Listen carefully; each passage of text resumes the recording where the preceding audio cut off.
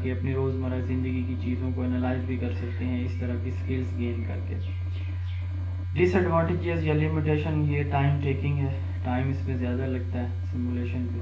تو ایک good simulation جو ہے وہ ریئل سچویشن کا مرر ہوتی ہے، اور ڈرامہ اور رول پلے یہ ہسٹری سبجیکٹ میں ہیلپ فل ہوتے ہیں. پلے وے میتھڈ جو ہینری کارڈویل نے دیا تھا، روسو اس کے اسٹرانگیسٹ ایکسپوننٹ تھے. کنڈرگارٹن فروبل نے دیا تھا، اور نرسری میتھڈ مونٹیسری نے دیا تھا. اسٹوڈنٹس، اگلا ہمارا ٹاپک ہے وہ ہے کنیکٹڈ کلاس روم. اس کو کنیکٹیوزم یا گلوبل لرننگ بھی کہا جاتا ہے. بڑا آسان سا ٹاپک ہے. ہم نے جو ہے وہ سائبر گوجی پڑھا تھا. کلاس روم کے اندر تمام تر انٹرنیٹ، کمپیوٹر، آئی سی ٹی کی چیزیں، ریسورسز دستیاب بنا دینا تاکہ بچہ جو ہے وہ ماڈرن ریسورسز کے ساتھ خود کنیکٹ ہو جائے. اس کو کنیکٹڈ کلاس روم کہا جاتا ہے. آپ ایک کلاس پڑھا رہے ہیں جہاں پہ کمپیوٹر بھی موجود ہیں، انٹرنیٹ کی ایکسیس بھی موجود ہے. بچے جو ہے اس کلاس میں انٹرنیٹ کے تھرو جو ہے وہ ایکسیس کر لیتے ہیں چیزوں کو، پرابلمس کو سالو کر رہے ہیں خود ہی. تو یہ ہمارا کنیکٹڈ کلاس روم کہلاتا ہے.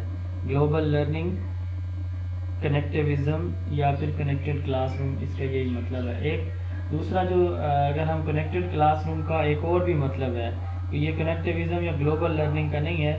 کنیکٹڈ کلاس روم کی ایک اور ڈیفینیشن ہے، وہ یہ ہے کہ ہمارے ایک سکول، ایک ملک کی کلاس کو دوسرے ملک کی کسی کلاس کے ساتھ ہم کنیکٹ کر دیتے ہیں. سپوز پاکستان میں جو ہے وہ 5ویں گریڈ ہے، 5ویں جماعت ہے، تو اس کے بچے جو ہے وہ بنگلہ دیش کی 5ویں جماعت کے ساتھ تھرو انٹرنیٹ، تھرو کسی اپلیکیشن جو ہے وہ کیا کرے ہوتے ہیں، کنیکٹ ہوتے ہیں. یہاں کے بچے اپنا ٹاپک جو ہے اور ٹیچر جو ہے وہ ٹاپک پریزنٹ کرتے ہیں. انٹرنیشنل ٹاپکس جو ہے جیسے کلائمیٹ چینج ہے، جیسے واٹر کرائسس ہیں، سسٹینیبل ہے، انوائرمنٹل پروٹیکشن ہے، وغیرہ وغیرہ. اس طرح کے جو ٹاپکس ہوتے ہیں، گلوبل ایشوز، چیلنجز، تو ٹیررزم ہے، تو اس پہ جو ہے وہ ایک دوسرے کے ساتھ وہ کیا کرتے ہیں، اپنے آئیڈیاز شیئر کرتے ہیں. یہ بھی کنیکٹڈ کلاس روم کا کانسیپٹ ہے. برٹش کونسل ایک ادارہ ہے یو کے کا، یو کے ایڈ بیسڈ ادارہ ہے. یہ دنیا کے 30 کنٹریز کے اندر اس نے ایک پروجیکٹ شروع کیا ہوا تھا. وہ تھا یعنی اس برٹش گورنمنٹ نے اس کو برٹش کونسل یا انٹرنیشنل اسکول ایوارڈ ISA کہا جاتا ہے. تو اس میں وہ دنیا کے 30 مختلف ممالک کے بچوں کو آپس میں انٹریکٹ کرواتے ہیں ISA کے تھرو، اسی برٹش کونسل کے تھرو. جیسے مائکروسافٹ یا زوم ایپ ہے، ان کے تھرو وہ ایک دوسرے کے ساتھ اپنے انٹریکشن کرتے ہیں، دو مختلف ممالک کے اسٹوڈنٹس. تو یہ بھی کنیکٹڈ کلاس روم ہے.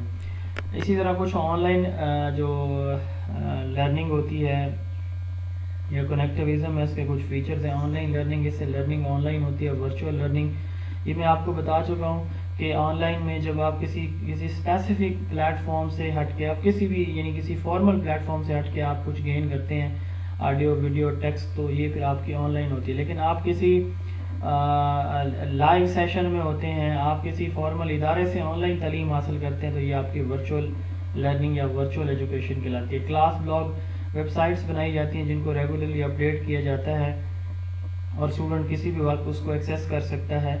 تو اس کو کلاس بلاگ یعنی کہا جاتا ہے. یعنی ایجوکیشنل ویب سائٹ ہے جو ریگولرلی اپڈیٹ کی جا رہی ہوتی ہے. پوڈ کاسٹنگ جو ہے آڈیو فائلز جو ہے ریگولرلی قسطوں کی شکل میں ایپیسوڈک سیریز کے اندر جو ہے کسی جگہ پہ اپلوڈ کی جاتی ہیں. اسٹوڈنٹ ان کو ڈاؤن لوڈ کر کے سن لیتے ہیں، تو یہ پوڈ کاسٹنگ ہے.